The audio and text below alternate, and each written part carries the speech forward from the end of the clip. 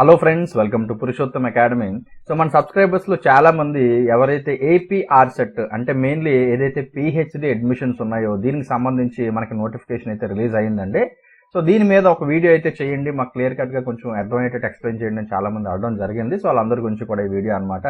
So ఇక్కడ మీరు చూడొచ్చు AP RCET 2022 Andhra Pradesh research common entrance test 2022. ఇది మనకి ఆంధ్ర యూనివర్సిటీ కండక్ట్ చేస్తుందండి, Visakhapatnam, on behalf of APSCHE. Okay, so important date ఒకసారి మనం చూసినట్టయితే మనకి నోటిఫికేషన్ ఏదైతే ఉందో 28 ఆగస్ట్ రిలీజ్ చేశారండి. అండ్ ఈ నోటిఫికేషన్ మనకి న్యూస్ పేపర్స్ అన్నింటిలో కూడా పబ్లిష్ చేయడం జరిగింది. ఒకసారి నోటిఫికేషన్ మీకు చూపించేస్తాను. సో ఇది మన నోటిఫికేషన్ అండి. సో ఇక్కడ మీరు చూసినట్టయితే Andhra Pradesh research common entrance test 2022 ఏదైతే ఎగ్జామ్ ఉన్నదో ఇది మనకి మెయిన్లీ ఏంటంటే పిహెచ్డి ప్రోగ్రామ్స్ గురించి అనమాట. సో ఇదేంటంటే ఫుల్ టైం అండ్ అలాగే పార్ట్ టైమ్ రెండింటికి కూడా ఇదే ఎగ్జామ్ మీరు రాయాల్సి ఉంటుంది. సో ఈ కోర్సెస్ ఏవైతే ఉన్నాయో మనకి నెంబర్ ఆఫ్ యూనివర్సిటీస్ అండ్ అలాగే రీసెర్చ్ సెంటర్స్, అఫిలియేటెడ్ కాలేజ్ అన్నింటిలో కూడా పిహెచ్డి అడ్మిషన్స్ అయితే మీరు తీసుకొని పిహెచ్డి అయితే మీరు పర్సూ చేసుకోవచ్చు. అండ్ దీనికి సంబంధించి ఏదైతే ఎగ్జామ్ ఉందో మనకి 16th అక్టోబర్ నుంచి 19th అక్టోబర్ వరకు కండక్ట్ చేస్తారండి ఈ పిహెచ్డికి సంబంధించిన ఏపీ ఆర్సెట్ ఎగ్జామ్. ఓకే, సో దీనికి సంబంధించి మనకి ఆన్లైన్ మోడ్ లోని ఏదైతే మనం అప్లై చేసుకోవాలో దానికి మనకి స్టార్టింగ్ డేట్ 1st సెప్టెంబర్. ఓకేనా, 1st సెప్టెంబర్ నుంచి మన అప్లికేషన్ ఏదైతే రిజిస్ట్రేషన్ ఉందో రిజిస్ట్రేషన్ అండ్ అలాగే ప్రాసెసింగ్ ఫీజు పే చేయడం ఇదంతా కూడా మనకి 1st సెప్టెంబర్ నుండి అయితే స్టార్ట్ అవుతుంది. ఇంకా రిమైనింగ్ డీటెయిల్స్ ఏవైతే ఉన్నాయో వెబ్సైట్ లో చూసుకోండి అనేది వీళ్ళు చెప్తున్నారు అనమాట. సో ఒకసారి మనం వెబ్సైట్ లోకి వెళ్ళిపోయి రిమైనింగ్ డీటెయిల్స్ మనం చూసేద్దాము. సో ఇక్కడ మీరు చూసినట్టయితే commencement of submission of online applications 1st September అండి. And registration and submission of online application without late fee so 1st September నుంచి 24th సెప్టెంబర్ వరకు. సో 1st సెప్టెంబర్ నుంచి మనకి అప్లికేషన్స్ ఏవైతే ఉన్నాయో సబ్మిట్ చేసుకోవచ్చు. సో లాస్ట్ డేట్ వచ్చేసి మనకి 24th సెప్టెంబర్ వరకు ఇవ్వడం జరిగింది. ఓకేనా, అండ్ విత్ లేట్ ఫీజు ఒకవేళ మీరు కట్టగలిగితే 2000 రూపీస్ లేట్ ఫీజ్ తోని మనకి ఈ ఎప్పుడు దాకా ఇచ్చారంటే 5th అక్టోబర్ దాకా మనకి ఇచ్చారనమాట. సో 25th సెప్టెంబర్ నుండి 5th అక్టోబర్ వరకు విత్ 2000 రూపీస్ లేట్ ఫీజు మీరు అప్లికేషన్ అయితే సబ్మిట్ చేయొచ్చండి. అండ్ నెక్స్ట్ అలాగే మళ్ళీ 5000 రూపీస్ లేట్ ఫీజ్ తో కూడా మనకి ఇవ్వడం జరిగింది. ఇది మనకి 6th అక్టోబర్ నుంచి 11th అక్టోబర్ వరకు. సో బెటర్ ఏంటంటే మీ అందరికీ నేను చెప్పేది ఒకటే, 24th సెప్టెంబర్ లోపు అప్లై చేసుకున్నట్టయితే అట్లీస్ట్ ఈ లేట్ ఫీజ్ లేకుండా మీరు హ్యాపీగా రిజిస్ట్రేషన్ అయితే కంప్లీట్ చేసుకోవచ్చు. అండ్ నెక్స్ట్ ఒకవేళ ఎవరన్నా ఏదైతే అప్లికేషన్ మీరు సబ్మిట్ చేస్తారో అందులో ఏమన్నా కరెక్షన్స్ ఉన్నట్టయితే 10th అక్టోబర్ నుంచి 11th అక్టోబర్ వరకు మీకు ఆ కరెక్షన్స్ చేసుకునే అవకాశం అయితే ఇస్తున్నారు. అండ్ తర్వాత మనకి 13th అక్టోబర్ 6 PM అంటే ఈవినింగ్ 6 PM తర్వాత ఏవైతే హాల్ టికెట్స్ ఉన్నాయో అయితే మీరు డౌన్లోడ్ చేసుకోవచ్చు అనమాట. అండ్ మనకి ఎగ్జామ్ వచ్చేసి 16th అక్టోబర్ నుండి 19th అక్టోబర్ ఈ డేస్ లోని మనకి ఎగ్జామ్ అయితే జరుగుతుంది. అండ్ ఎగ్జామ్ టైమింగ్ వచ్చేసి మార్నింగ్ 9 AM to 11 AM అండి, ఇది first shift. And afternoon 2 PM to 4 PM ఇది సెకండ్ షిఫ్ట్ అనమాట.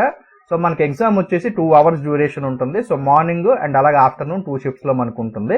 And next coming to key అండి, ఎగ్జామ్ అయిపోయిన తర్వాత మీ కీ ఎప్పుడు వస్తుంది అంటే ఇమ్మీడియట్ గా మీకు నెక్స్ట్ డే కీ అయితే రిలీజ్ చేసేస్తారు.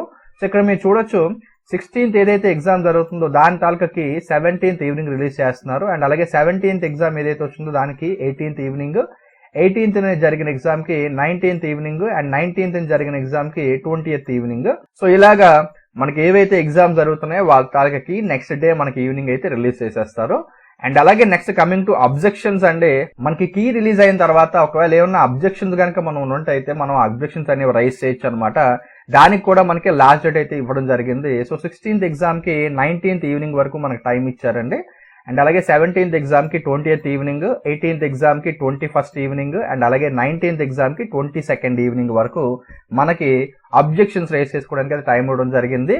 అండ్ ఫైనల్ గా ఏదైతే declaration for eligibility of interview అవుతుందో ఇది తర్వాత మనకి షార్ట్లీ అనౌన్స్ చేస్తారు ఆఫ్టర్ ద ఎగ్జామ్స్ అనమాట. సో ఇది ఓవరాల్ గా షెడ్యూల్ అండి. సో ఒకసారి మన వెబ్సైట్ లోకి వెళ్ళినట్టయితే ఇది వెబ్సైట్ సంబంధించి మనం చూసినట్టయితే ఎలా ఉంటుంది మనకి వెబ్సైట్. ఓకే, ఏపీ ఆర్సెట్ సంబంధించి this is the website. So ఇందులో మనకి ఫీ పేమెంట్ సంబంధించి డీటెయిల్స్ అయితే రిలీజ్ చేశారు. ఒకసారి క్లియర్ కట్ గా అవి డిస్కస్ చేసుకుందాము. So first the fee payment సంబంధించి ఏదైతే మీరు వెబ్సైట్ లోకి వెళ్తారో మీ క్యాండిడేట్ నేమ్ ఏదైతే మీరు ఇస్తున్నారో candidate name as per SSC ఇవ్వడానికి ట్రై చేయండి. And next date of birth, me mobile number, alternate mobile number ఏమైనా ఉంటే అది, ఈమెయిల్ ఐడి, అండ్ మీరు ఏ కేటగిరీకి చదువుతారు ఏ కేటగిరీ అయితే ఆ కేటగిరీ ఇక్కడ సెలెక్ట్ చేసుకోండి.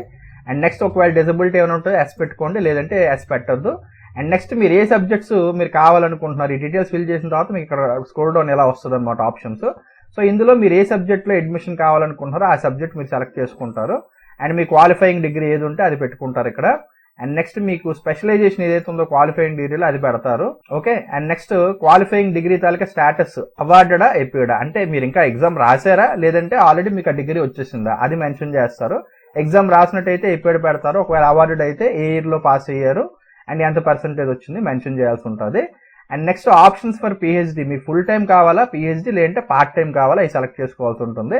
సో పార్ట్ టైం అయితే ఒకలాగా, ఫుల్ టైం అయితే ఒకలాగా, 2 రకాలు మనకు ఉన్నాయన్నమాట. సో ఫుల్ టైం ఒకవేళ పెట్టుకున్నారనుకోండి మన క్వాలిఫికేషన్ డీటెయిల్స్ ఈ విధంగా వస్తుంది. ఓకేనా, సో ఇక్కడ చూసినట్టయితే క్వాలిఫికేషన్ లో only with PG degree part A part B exams చెప్పారు.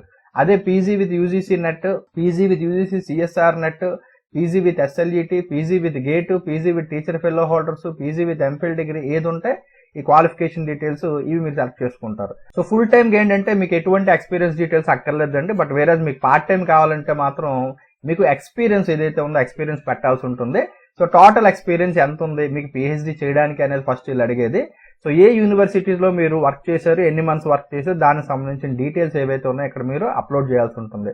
సో ఎవరైతే మెయిన్లీ ఫ్యాకల్టీ కింద ఇలా వర్క్ చేసిన వాళ్ళు ఉంటారో అలాంటి వాళ్ళందరూ కూడా ఏవైతే మీ కాలేజీలో ఎక్స్పీరియన్స్ సర్టిఫికెట్స్ ఉన్నాయో అలాంటివన్నీ ఇక్కడ సబ్మిట్ చేయొచ్చు. ఇక్కడ ఎన్ని ఇయర్స్ మీరు వర్క్ చేశారు, ఎన్ని మంత్స్ వర్క్ చేశారు, మొత్తం డేటా అంతా కూడా ఇందులో ఇచ్చేసి ఏదైతే మీకు సర్టిఫికెట్స్ ఏవైతే ఉన్నాయో ఎక్స్పీరియన్స్ కి ప్రూఫ్ ఆఫ్ సర్టిఫికెట్స్ అవన్నీ కూడా ఇక్కడ మీరు అప్లోడ్ చేయాల్సి ఉంటుంది అనమాట.